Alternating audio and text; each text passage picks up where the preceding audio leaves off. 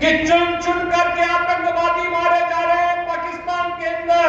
दुनिया इस आतंकवाद को बोझ मान रही है और एक कांग्रेस भी अपनी सरकार के समय बिरयानी खिलाती थी ना आतंकवादियों को। आप मुझे बताओ कि आतंकवादी मारे जाने चाहिए कि नहीं मारे जाने चाहिए? ये समाज के बोझ हैं, सबकी सुरक्षा के लिए खतरा है। और कांग्रेस गरीबों को भूखों मारती थी और आतंकवादियों को बिरयानी खिलाती थी। ये इनके हाथ थे। और मोदी जी तो 80 करोड़ गरीबों को फ्री में राशन दे रहे हैं, पिछले 4 साल से दे रहे हैं और अगले 5 साल तक लगातार देंगे। बहनों और भाइयों, आज जो एक कार्य हो रहा है, चाहे वह सुरक्षा का हो और चाहे वह बड़े बड़े विकास के कार्य, highway, railway, metro, IIT, IIM, AIIMS, जहां हर घर नल की योजना, हर खेत को पानी के लिए प्रधानमंत्री कृषि सिंचाई की योजना। अभी यहां पे विजया जी बोल रही थी और जवाहर सिंह जी भी बोल रहे थे कि सिंचाई की योजना के लिए यहां के माननीय मुख्यमंत्री जी ने धनराशि स्वीकृत की है।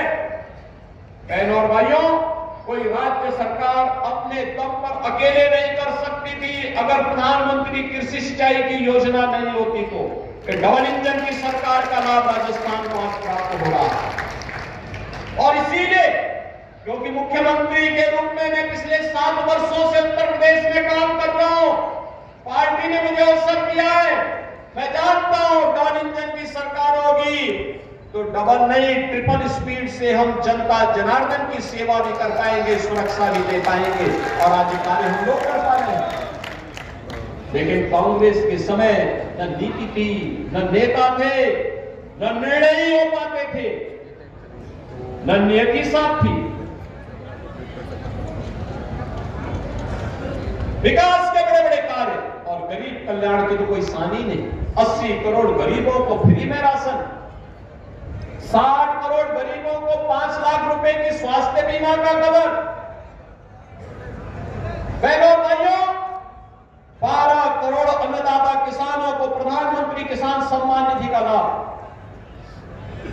यहां केवल राम मंदिर ही नहीं बना है, 4 करोड़ गरीबों के घर भी बने हैं, यह भी हमें नहीं भूलना चाहिए। 2.5 करोड़ गरीबों के घर में फ्री में बिजली के कनेक्शन दिए गए हैं और 10 करोड़ गरीबों को फ्री में उज्ज्वला योजना के कनेक्शन भी मिले हैं। 12 करोड़ गरीबों के घर में एक शौचालय भी बना है। नौजवानों के लिए स्टार्टअप और स्टैंड अप की योजना है, उनके रोजगार की योजना है, पीएम विश्वकर्मा रोडयोगी की योजना है। ये सभी भारतीय जनता पार्टी की सरकार की देन है। और सुरक्षा भी है, समृद्धि भी है, विकास भी है, आजीविका भी है, तो आस्था का सम्मान भी है। मैं पूछना चाहता हूं, क्या अयोध्या में राम मंदिर का निर्माण एक कांग्रेस के लोग करा पाते क्या? ये तो बोलते थे राम हुए ही नहीं, ये बोलते हैं राम हुए ही नहीं। भगवान कृष्ण के बारे में भी अब मुझे बताओ, भरतपुर के लोग यहां पे हैं, ब्रिजमंडल का भाग है, बगल में मथुरा है, वृंदावन है, बरसाना है, गोकुल है, नंदगांव है, गोवर्धन है। ये कहते हैं कृष्ण हुए ही नहीं। ये जो कार्य हो रहे हैं अयोध्या में राम मंदिर का कार्य, और 500 पीढ़ियां चली गई। हमारी पीढ़ी कितनी सौभाग्यशाली है कि आज मोदी जी के नेतृत्व में, उनके सानिध्य में एक नए भारत का हम दर्शन कर पा रहे हैं। जो काम हुए हैं, याद रखना, मोदी जी हमारे नेता हैं, मोदी जी को श्रेय मिलना चाहिए, लेकिन उससे ज्यादा श्रेय आपको मिलता है, क्योंकि आपके वोट ने इस देश की तस्वीर और तकदीर को बदला। आपने अगर